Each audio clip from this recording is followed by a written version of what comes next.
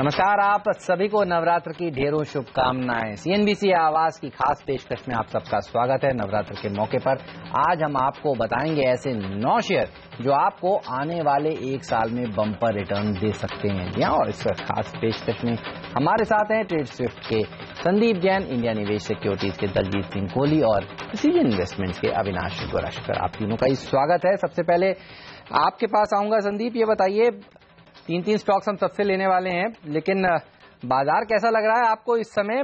Long term के लिए अच्छा मौका है, बेहतरीन शेयर चुने और 1 साल के लिए अगर उनको रखें तो अच्छा पैसा बनेगा। देखिए, बाजार तो लॉन्ग रन में तो चलना ही है, बट शॉर्ट टर्म में कुछ रिस्क है, क्योंकि एक टिपिकल रेंज में मार्केट घूम रहा है डाउनसाइड। हालांकि बहुत ज्यादा रिस्क नहीं है मार्केट्स में, बट बिहार इलेक्शंस के ऊपर नजर बनी हुई। बिहार इलेक्शंस के ऊपर सबकी नजर बनी है। उस लिंक को सही करने की कोशिश करेंगे, लेकिन अविनाश हमारे साथ बने हुए हैं। अविनाश से सीधे पूछते हैं कौन सा वो शेयर है जो उनको सबसे ज्यादा पसंद है इस मौके पर। अविनाश बताइए, कहां पर बुलिश हैं आप? हेमंत, जो पहला शेयर मुझे पसंद है वो रिन्यूएबल एनर्जी स्पेस से आता है। इसका नाम है आइनॉक्स विंड। हमें लग रहा है कि आने वाले बजट में भी विंड एनर्जी को लेके काफी कंसेशंस गवर्नमेंट अनाउंस करेगी, और वैसे भी कंपनी की जो फाइनेंशियल्स है, अगर हम परफॉर्मेंस देखें both top line as well as profitability, तो आइनॉक्स विंड में जिस प्रकार की ट्रैक्शन हमको अगले 2 साल में दिख रही है, एटलीस्ट अर्निंग्स ग्रोथ करीबन 20-22% है। ऑर्डर बुक भी अगर देखें तो कल भी कंपनी ने अनाउंस किया था कि उनको 50 मेगावाट का एक ऑर्डर मिला है। तो अभी करंटली जो ऑर्डर बुक है वो करीबन 1300 मेगावाट है। मोर इंपॉर्टेंटली, अगर हम कोई भी फाइनेंशियल पैरामीटर देखें, अगर रिटर्न ऑन इक्विटी या रिटर्न ऑन कैपिटल एम्प्लॉयड, तो ये सारे नंबर्स काफी एनकरेजिंग है।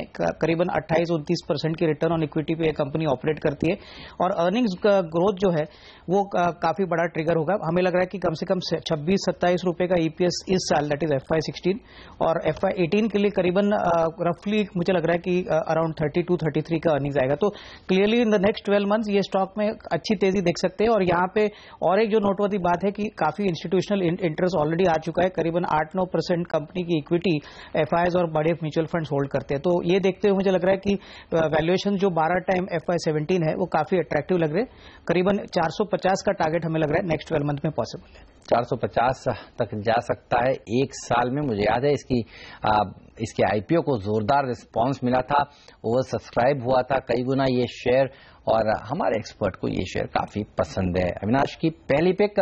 दलजीत जी भी हमारे साथ हैं। दलजीत जी बताइए, कहां पर बुलिश हैं आप?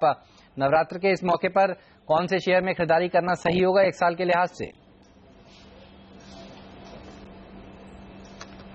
गुड इवनिंग हेमंत जी, आपको और आपके सभी दर्शकों को ये फेस्टिवल सीजन की बहुत बधाई।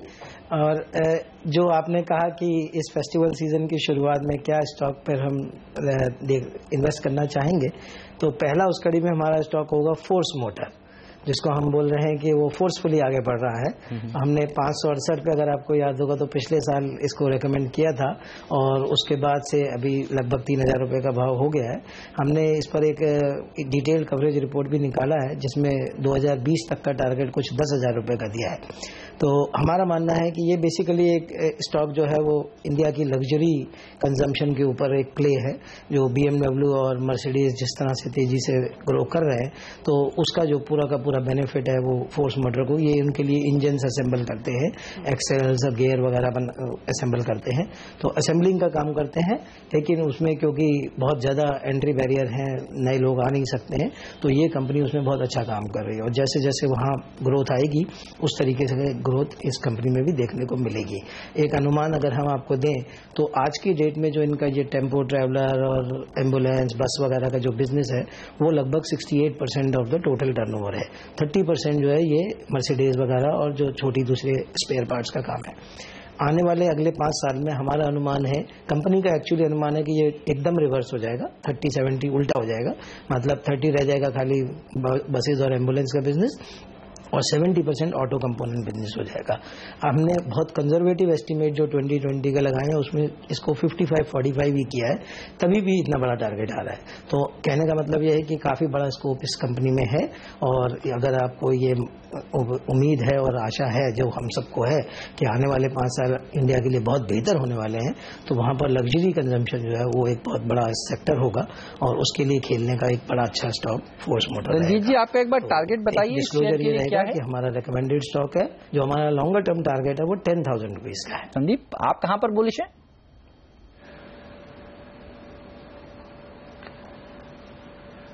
मैं MCX रेकमेंड करूंगा। इनफैक्ट एक बेहतरीन कंपनी है। देखा जाए तो बहुत कम स्टॉक होते हैं लिस्टेड कंपनीज जिनकी मोनोपोलिस्टिक सिचुएशन रहती है, और ये पूरे मोनोपोलिस्टिक बिजनेस में और कोई दूसरा एक्सचेंज एक तरीके से कंपटीशन नहीं दे पा रहा इस एक्सचेंज को, और वर्ल्ड के टॉप 5 एक्सचेंजेस में से है। इंडिया का तो सबसे बड़ा एक्सचेंज है ही है नॉन एग्री कमोडिटीज में, और लिस्टेड एक्सचेंज एक ही है इंडिया में अभी। और सबसे बड़ी बात है कि प्रोमोटर चेंज हो गए एक्सचेंज के, दूसरा रेगुलेटर चेंज हो गया। FMC और सेबी का जो मर्जर हुआ उसका बहुत बड़ा बेनिफिट मिलने वाला है। FCRA एक्ट अमेंड नहीं हो पा रहा था पार्लियामेंट के कोई भी कारणवश से या पॉलिटिकल रीजंस की वजह से, तो अब ये वहां पे FCRA एक्ट के जो भी एडवांटेजेस थे वो सारे अब वैसे ही आ जाएंगे। ऑप्शंस वगैरह इंट्रोड्यूस करेगी सेबी, और मुझे लगता है एक स्ट्रांग रेगुलेटर आता तो मार्केट भी बहुत स्ट्रांगली ग्रो करेगा। हालांकि पिछले 2-3 साल में MCX ने जब ये NSCL का स्कैम हुआ तो उस टाइम पे 235 तक नीचे गया था, और उसके बाद ऊपर 1150 बजट वाले दिन आया था जब FMC और सेबी मर्जर अनाउंस हुआ था, और उसके बाद वापस से अब करेक्शन दे चुका है। तो मेरे हिसाब से डाउनसाइड रिस्क बहुत ज्यादा है नहीं, और 900 950 के रेंज में ये बिल्कुल लेने लायक स्टॉक है। और ऊपर मेरे हिसाब से 1150 1200 तो इमीडिएट फ्यूचर में टच करेगा ही। कोई भी एक पॉजिटिव न्यूज आए कहीं भी गलती से, मतलब सेबी ने अगर CTT कम कर दे या ऑप्शंस लॉन्च कर दे, और ऑप्शंस लॉन्च करेगा तो बहुत बड़ा मार्केट खुल जाएगा कमोडिटीज में जो इक्विटीज में देख रहे हैं। तो मेरे हिसाब से 1400 का टारगेट लॉन्ग टर्म के लिए 1.5 साल से 1.5 साल कोई भी रखेगा तो उसको मिलेगा, और इमीडिएट फ्यूचर के लिए मैं 1150 6 से 9 महीने के लिए टारगेट देता हूं। ऑलराइट, चलिए तो MCX, force motor, INOX wind, ये कुछ ऐसे स्टॉक्स हैं जो हमारे 3 विशेषज्ञों ने आपको बताए हैं नवरात्र के मौके पर। 6 शेयर अभी बाकी हैं, आप बने रहिए CNBC आवाज के साथ। एक ब्रेक लेकर अभी हाजिर होते हैं।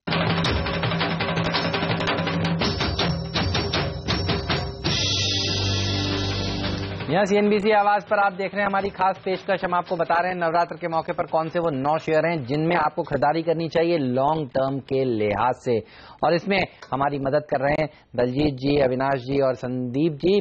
ब्रेक से पहले इन्होंने आपको बताए वो 6 शेयर जो आपको अपने पोर्टफोलियो में रखने चाहिए। और अब बारी है आखिरी के 3 स्टॉक्स के। अविनाश, आपसे शुरू करना चाहेंगे, बताइए कहां पर बुलिश हैं आप?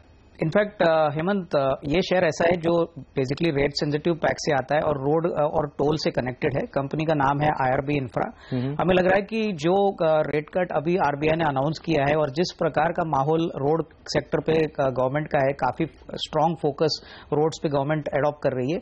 मेरे ख्याल से आने वाले सालों में भी रोड का फोकस रहेगा। तो ये कंपनी क्लियरली इस सेक्टर का एक फ्रंटलाइन प्लेयर है। करीबन 7,000 करोड़ का ऑर्डर बुक है। मोस्ट इंपॉर्टेंटली अगर हम प्रॉफिटेबिलिटी Q1 की देखें तो काफी अच्छे नंबर्स आ गए।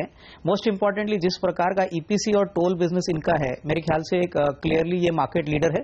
और आने वाले 1-2 साल में जिस प्रकार का अर्निंग्स ग्रोथ आएगा, हमें लग रहा है कि कम से कम 18 से 20% की अर्निंग्स ग्रोथ आएगी। Clearly I mean from a longer term perspective, अगर 12 से 15 महीने का अगर हम व्यू ले तो हमें लग रहा है कि कम से कम 320-325 का टारगेट प्राइस पॉसिबल है। तो रोड सेक्टर पे डेफिनेटली हम पॉजिटिव है और हमें ये शेयर इस सेक्टर से काफी पसंद है। ओके, तो IRB इंफ्रा पर बुलिश है Avinash. Sandeep, MCX HT media के बाद तीसरा शेयर कौन सा होगा जो आप चाहेंगे कि दर्शक खरीदें? आयन एक्सचेंज बेहतरीन कंपनी है, पायनियर है वाटर ट्रीटमेंट इंडस्ट्री में। वाटेक वाबाक तो हमने देखा ही है किस तरीके से मार्केट को आउट परफॉर्म किया था। एक तरीके से 5 डिकेड ओल्ड कंपनी है, बहुत पुरानी है और सिनोनिमस है। इनफैक्ट कोई भी फैक्ट्रीज में, इंडस्ट्रियल यूनिट्स में अगर वाटर ट्रीटमेंट की बात आए तो आयन एक्सचेंज लीडर है उसमें। और देखा जाए तो लार्जेस्ट सर्विस नेटवर्क है एशिया के अंदर अगर वाटर ट्रीटमेंट इंडस्ट्री की बात करें। और स्वच्छ भारत, मेक इन इंडिया इनका बहुत बड़ा बेनिफिशियरी रहेगा। लास्ट क्वार्टर के रिजल्ट्स बहुत अच्छे थे, और लास्ट ईयर की अगर EBITDA ग्रोथ को देखें तो करीब 30% की ग्रोथ थी। नेट प्रॉफिट ग्रोथ करीब 113% की, और आने वाले क्वार्टर्स भी इस कंपनी के बहुत अच्छे लगते हैं। डेट इक्विटी रेशियो कोई बहुत ज्यादा है नहीं, 0.59। और मुझे ऐसा लगता है कि ये स्टॉक यहां से बहुत आराम से करीब 350 के लेवल्स छू सकता है और आने वाले 6 से 9 महीने में। अगेन इस स्टॉक में भी एक खास बात है कि डाउनसाइड रिस्क बहुत ज्यादा मुझे लगती नहीं है। अगर 52 वीक हाई लो की अगर बात करें तो ये कंपनी करीब ऊपर ये 320 रुपए के लगभग गई थी, और नीचे मुझे ऐसा लगता है कि 240-50 पे एक बहुत स्ट्रांग बेस बनाया है। इतना मार्केट जब फॉल भी हुआ था तो उससे नीचे गया नहीं, और जिस तरीके की ये क्वालिटी कंपनी है मुझे लगता है कि आने वाले सालों में टारगेट बहुत जल्दी अचीव करेगी। बिल्कुल, आईएनएक्स एक्सचेंज बेहतरीन कंपनी, बेहतरीन मैनेजमेंट। दलजीत जी बताइए, तीसरा स्टॉक कौन सा है फोर्स मोटर कैमलिन के बाद जो आपको पसंद है? जी हेमंत जी, तीसरा स्टॉक हमने थोड़ा डिफेंसिव साइड में चूज किया है, वो है औरोबिंदो फार्मा। ये डिफेंसिव भी है प्लस थोड़ा मोमेंटम भी रहता है, तो अच्छा आपको मार्केट में बने रहने का उत्साहित करता रहता है। अब औरोबिंदो फार्मा को चूज करने के कारण क्या है? मेन कारण एक तो अभी रिसेंट ट्रिगर आया है, जो इनको एक एरिप्रोप्राजोल का अप्रूवल मिला है। ये टोरेंट फार्मा और एलेम्बिक को भी ये अप्रूवल मिल चुका है, लेकिन अच्छी बात यह है कि इसमें अभी भी केवल जो जेनरिक में एरिप्रोप्राजोल के लिए केवल 4-5 ही प्लेयर्स हैं। तो हमारा रिसर्च के अनुमान से ये पता लगता है कि लगभग ये प्रोडक्ट $4 बिलियन का है, जिसका मतलब है कि करीबन एलेम्बिक फार्मा को अपना औरोबिंदो फार्मा को इंक्रीमेंटल सेल्स रेवेन्यू जो है वो $120 मिलियन का खाली इस प्रोडक्ट से आ सकता है, और इसके ईपीएस पे कुछ करीबन 4 से 5% का फर्क पड़ सकता है। तो एक फिगर तो यही हो गया कि इनको लगातार अप्रूवल अच्छे प्रोडक्ट्स के मिलते जा रहे हैं, और उसके लिए पीछे बेसिक कारण है कि इन्होंने बहुत अच्छा R&D सेटअप किया हुआ है। पिछले 1-1.5 साल से काफी अग्रेसिव थे ANDA फाइलिंग्स में। अभी भी इनके पास जो पेंडिंग अप्रूवल है वो कुछ 100-150 करीबन मॉलिक्यूल्स का है। तो इसका मतलब यह है कि आने वाले 2-3 साल लगातार पाइपलाइन बहुत अच्छी है, जहां पर इनको नए प्रोडक्ट्स मिलते रहेंगे और वहां पर अच्छे मार्जिन भी बने रहेंगे।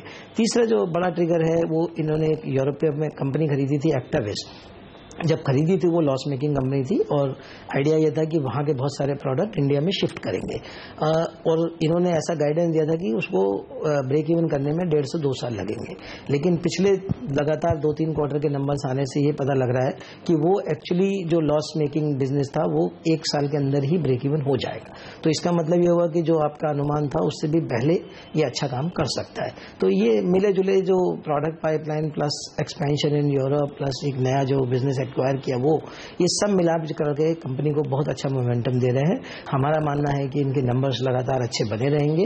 जो इनकी 7-8 फैसिलिटीज हैं वो भी सब ज्यादातर US FDA से अप्रूव्ड हैं, तो वहां भी बहुत ज्यादा रेगुलेटरी इश्यूज नहीं है। अभी हमने इसमें टारगेट ₹960 का दिया है FY17 की बेसिस पे, और ये जैसे जैसे नए प्रोडक्ट लॉन्च होंगे तो वो टारगेट बढ़ाया भी जा सकता है। बिल्कुल, तो औरोबिंदो फार्मा ये वो ऐसी फार्मा कंपनी है जो दलजीत को पसंद है, इकलौती फार्मा कंपनी है इस पूरे 9 की लिस्ट में जो आज निकल कर आई है। चलिए फिलहाल वक्त है हमारे विशेषज्ञों से विदा लेने का। दलजीत, अविनाश, संदीप, आप तीनों का शुक्रिया समय निकालने के लिए और इन बेहतरीन आइडियाज को हमारे दर्शकों तक पहुंचाने के लिए। इस खास पेशकश में मुझे दीजिए इजाजत। आप बने रहिए CNBC आवाज के साथ। नमस्कार।